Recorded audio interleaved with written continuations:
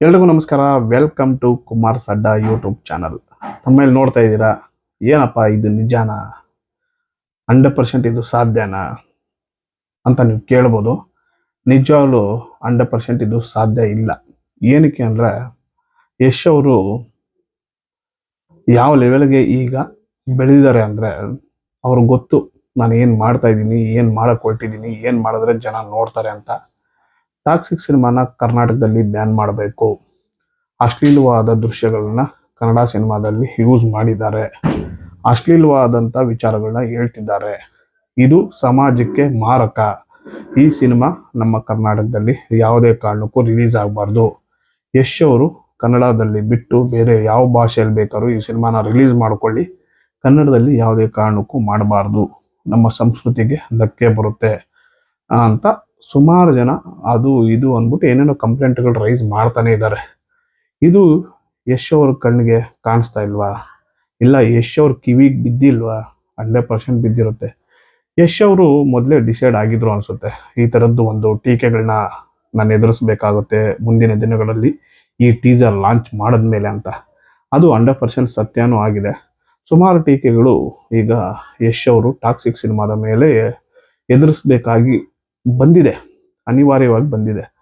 ಏನಕ್ಕೆ ಅಂದರೆ, ಅದರಲ್ಲಿ ಇರೋ ಹಸಿ ಬಿಸಿ ದೃಶ್ಯಗಳು ಅದು ಏನು ಗುರು ಕಾಮನ್ ಅಲ್ವಾ ಅಂತ ನೀವು ಕೇಳ್ಬೋದು. 100% ಕಾಮನ್ನು. ಯಾಕಂದರೆ ಕನ್ನಡದ ಇತಿಹಾಸದಲ್ಲಿ ಸುಮಾರು ಸಿನಿಮಾಗಳು ಹಿಂದೇನೂ ಬಂದಿದ್ದಾವೆ, ಬೇರೆ ಬೇರೆ ರೀತಿಗಳಲ್ಲೇ. ಆದರೆ ಆ ಥರದ್ದು ದೃಶ್ಯಗಳನ್ನ ಬೇರೆ ಬೇರೆ ರೀತಿಗಳಲ್ಲಿ ನಾವು ನೋಡ್ಕೊಂಡ್ಬಂದಿದ್ದೀವಿ. ಆಲ್ಮೋಸ್ಟ್ ಸುಮಾರು ವರ್ಷಗಳಿಂದಾನೂ ಬಂದಿದ್ದಾವೆ. ಉಪೇಂದ್ರ ಅವರು ಮಾಡದೇ ಇರೋಂಥದ್ದು ಏನಿಲ್ಲ. ಉಪೇಂದ್ರ ಅವರು ಸಿನಿಮಾದಲ್ಲೂ ಮಾಡಿದರು, ಉಪೇಂದ್ರ ಸಿನಿಮಾದಲ್ಲೂ ಮಾಡಿದರು. ಆಗ ಆ ಸಿನಿಮಾನು ಖಂಡಿಸಿದ್ರು ಕರ್ನಾಟಕದ ಜನತೆ. ಆಮೇಲೆ ಕೋರ್ಟಿಂದ ಅಷ್ಟೇ ಆರ್ಡರ್ ತಂದಿದ್ರಂತೆ. ಆವಾಗ ಸಿನಿಮಾ ರಿಲೀಸ್ ಆಗಿ ಜನ ಮನ್ನಣೆ ಪಡೆದಿತ್ತು. ಈಗ ಅದೇ ಸಮಸ್ಯೆನ ಈಗ ರಾಕಿಂಗ್ ಸ್ಟಾರ್ ಯಶ್ ಅವರು ಎದುರಿಸ್ತಾ ಇದ್ದಾರೆ. ಇರಲಿ, ಏನೇ ಆದ್ರೂ ಈ ಥರದ್ದು ಒಂದು ಟೀಕೆಗಳು ಇದ್ದಾಗಲೇ ಒಂದು ಸಿನಿಮಾಗೆ ವ್ಯಾಲ್ಯೂ ಜಾಸ್ತಿ ಆಗೋದು. ಹಂಗನ್ಬಿಟ್ಟು ಏನು ಕೊಟ್ಟರು ನಾವು ತಗೋಬೇಕಾ? ಏನು ಕೊಟ್ಟರು ನಾವು ಅಕ್ಸೆಪ್ಟ್ ಮಾಡ್ಕೋಬೇಕಾ? ಜನಗಳಿಗೆ ಮನೇಲಿ ಯಾವ ರೀತಿ ಟೀಸರ್ನ ತೋರಿಸೋದು, ಮಕ್ಕಳ ಮುಂದೆ ಯಾವ ರೀತಿ ತೋರಿಸೋದು, ಫ್ಯಾಮಿಲಿ ಕುತ್ಕೊಂಡು ನೋಡೋಕ್ಕಾಗುತ್ತಾ?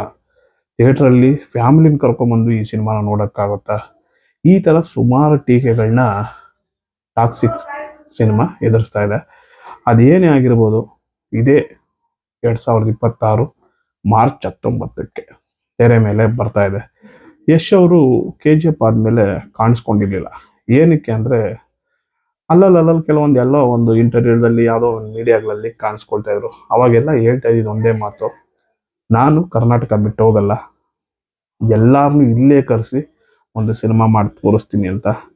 ಆ ಟೀಸರ್ನ ನೋಡಿದ್ಮೇಲೆ, ಅಂದರೆ ಟಾಕ್ಸಿಕ್ ಟೀಸರ್ನ ನೋಡಿದ್ಮೇಲೆ ಆ ಮಾತು ಯಾವ ಲೆವೆಲ್ಗೆ ಅಲ್ಲಿ ಆಡಿದ್ರು ಗೊತ್ತಿಲ್ಲ. ಈ ಮನುಷ್ಯ ಆಡ್ತಾನೆ, ಇಷ್ಟು ದಿನ ಆಡಿದ್ದು ನಡೆಸ್ಕೊಂಡಿದ್ದ, ಮುಂದಿನ ದಿನಗಳಲ್ಲೂ ಅದು ಹೆಂಗೆ ನಡೆಯುತ್ತೆ ಅಂತ ಎಲ್ಲರೂ ಅಂದ್ಕೊಂಡಿದ್ರು. ಈಗ ಈ ಟಾಕ್ಸಿಕ್ ಟೀಸರ್ ಬಂದ್ಬಿಟ್ಟು ಯಾವ ರೀತಿ ಆಯಿತು ಅಂದರೆ, ಇಲ್ಲ ಗುರು, ಈ ಮನುಷ್ಯ ಏನು ಆಡ್ತಾನೋ ಅದನ್ನೇ ಮಾಡೋದು, ಈ ಮನುಷ್ಯನಿಗೆ ಅಷ್ಟು ಕೆಪಾಸಿಟಿ ಇದೆ ಅಂತ ಗೊತ್ತಾಗಿದ್ದೆ ಈ ಟಾಕ್ಸಿಕ್ ಟೀಸರ್ ನೋಡಿದ್ಮೇಲೆ. ಯಾಕಂದರೆ ಒಂದು ನಾವು ಇಂಡಿಯನ್ ಸಿನಿಮಾ ಅಂತ ಹೇಳೋದು ಬೇಡ, ಬಾಲಿವುಡ್ಡು ಸಿನಿಮಾ ಅಂತಲೂ ಹೇಳೋದು ಬೇಡ, ಇಲ್ಲಿ ಯಾವ ಲೆವೆಲ್ಗೆ ಹೋಗಿದೆ ಅಂದರೆ ಹಾಲಿವುಡ್ಗೂ ಮೀರ್ಸೋ ಥರದ್ದೊಂದು ಸಿನಿಮಾನ ಮಾಡಬೇಕು ಅಂತ ಮೆಂಟಲಿ ಮೊದಲೇ ಫಿಕ್ಸ್ ಆಗಿದ್ರು ಅನಿಸುತ್ತೆ. ಅದಾದಮೇಲೆ ಯಾರು ಡೈರೆಕ್ಷನ್ ಮಾಡಬೇಕು ಅಂತ ಅಂದ್ಕೊಂಡಾಗ ಗೊತ್ತಿಲ್ಲ, ಯಶ್ ಅವರು ಹೂ ಅಂದಿದ್ರೆ ತೆಲುಗುವಿಂದ ಟಾಪ್ ಡೈರೆಕ್ಟರ್ಗಳು ಬಂದು ಕನ್ನಡದಲ್ಲಿ ಕತೆ ಹೇಳಿರೋರು, ಕನ್ನಡದಲ್ಲೂ ಟಾಪ್ ಡೈರೆಕ್ಟರ್ಗಳಿದ್ದಾರೆ, ಕನ್ನಡದಲ್ಲಿ ಡಮ್ಮಿ ಡೈರೆಕ್ಟರ್ಗಳಿಲ್ಲ.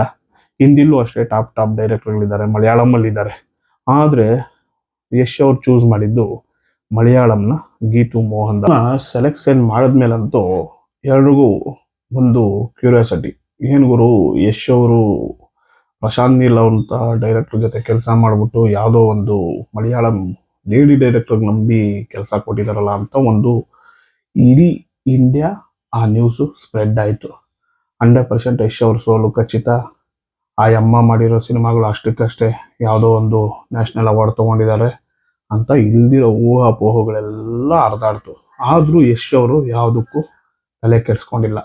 ಒನ್ ಮ್ಯಾನ್ ಆರ್ಮಿಯಾಗಿ ನಿಂತ್ಕೊಂಡು ಅವರೇ ಟೀಮ್ನ ಕಟ್ಟಿ ಗೀತು ಮೋಹನ್ ದಾಸ್ ಅವ್ರ ಮೇಲೆ ನಂಬಿಕೆ ಇಟ್ಟು ಈ ಸಿನಿಮಾನ ಅವ್ರ ಕೈ ಕೊಟ್ಟರು. ಅದರ ಪ್ರತಿಫಲನೇ ಈ ಟೀಸರು. ಅಂದರೆ ಒಂದು ಲೇಡಿ ಡೈರೆಕ್ಟರ್ ಆಗಿ ಈ ಲೆವೆಲ್ಗೆ ಒಂದು ಶಾರ್ಟ್ಸ್ನ ಕಂಪೋಸ್ ಮಾಡ್ಬೋದಾ ಅಂತ RGV ಅವರು ಟ್ವೀಟ್ ಮಾಡೋ ಥರ ಆಗೋಯ್ತು. ಒಟ್ಟಿನಲ್ಲಿ ಗೀತು ಮೋಹನ್ ದಾಸ್ ಅವ್ರ ಮೇಲೆ ನಂಬಿಕೆ ಇಟ್ಟು ಯಶ್ ಅವರು ಏನು ಕೊಟ್ಟಿರೋ ಪ್ರಾಜೆಕ್ಟ 100% ಆ ನಂಬಿಕೆನ ಗೀತು ಮೋಹನ್ ದಾಸ್ ಅವರು ಉಳಿಸ್ಕೊಂಡಿದ್ದಾರೆ ಅಂತ ನನಗೆ ಪರ್ಸ್ನಲಿ ಅನಿಸ್ತಾ ಇರೋದು ಟೀಸರ್ನ ನೋಡಿದ್ಮೇಲೆ. ಇನ್ನು ಮಾರ್ಚ್ 19ಕ್ಕೆ ಸಿನಿಮಾ ರಿಲೀಸ್ ಆಗುತ್ತೆ. ಇನ್ನೂ ಟ್ರೈಲರು ರಿಲೀಸ್ ಆಗಿಲ್ಲ, ಯಾವ ಸಾಂಗು ರಿಲೀಸ್ ಆಗಿಲ್ಲ. ಈಗಾಗಲೇ ಈ ಸಿನಿಮಾದ ಮೇಲೆ ನಿರೀಕ್ಷೆ 1000 ಪಟ್ಟು ಹೆಚ್ಚಾಗಿರೋದು ಬರೀ ಒಂದು ಟೀಸರಿಂದ. ರಾಯಾ ಅನ್ನೋ ಒಂದು ಕ್ಯಾರೆಕ್ಟರ್ನ ಇಂಟ್ರೊಡಕ್ಷನ್ ಮಾಡಿರೋದು. ಅಲ್ಲಿ ರಾಯನ ಯಾವ ರೀತಿ ಅವನ ಕ್ಯಾರೆಕ್ಟರ್ ಇರ್ಬೋದು, ಯಾವ ರೀತಿ ಅವನು ಆಳ್ವಿಕೆ ಮಾಡ್ಬೋದು, ಆಮೇಲೆ ಅವನ ವಿರುದ್ಧ ಬಂದವ್ರನ್ನ ಅವನು ಯಾವ ರೀತಿ ಧ್ವಂಸ ಮಾಡ್ಬೋದು ಅನ್ನೋದೆಲ್ಲಾನು ಆ ಟೀಸರಲ್ಲಿ ಗೊತ್ತಾಗುತ್ತೆ. ಅವನ ಕ್ಯಾರೆಕ್ಟರ್ ಎಷ್ಟು ತೂಕ ಇದೆ, ಅವನು ಎಷ್ಟು ಕ್ರೂರಿ.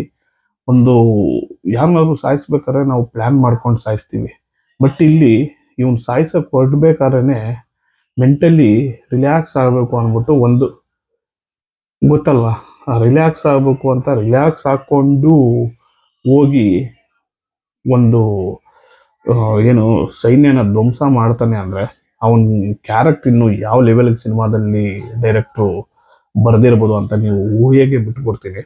ಒಟ್ಟಿನಲ್ಲಿ ಯಶ್ ಅವರು ನಮ್ಮ ಇಂಡಿಯಾಗೆ ಏನೇನು ಬೇಕೋ ಆ ಸಿನಿಮಾಗಳನ್ನ ಮಾಡೋ ಮೈಂಡಲ್ಲಿ ಇಲ್ಲ ಅನಿಸುತ್ತೆ. ಯಾಕಂದರೆ ಆಲ್ರೆಡಿ ನಾನು KGF ಅಲ್ಲಿ ಇಂಡಿಯಾನ ಟಚ್ ಮಾಡಾಯಿತು, ಇಂಡಿಯಾ ಆಡಿಯನ್ಸ್ಗೆ ಗೊತ್ತಾಗೋಯ್ತು.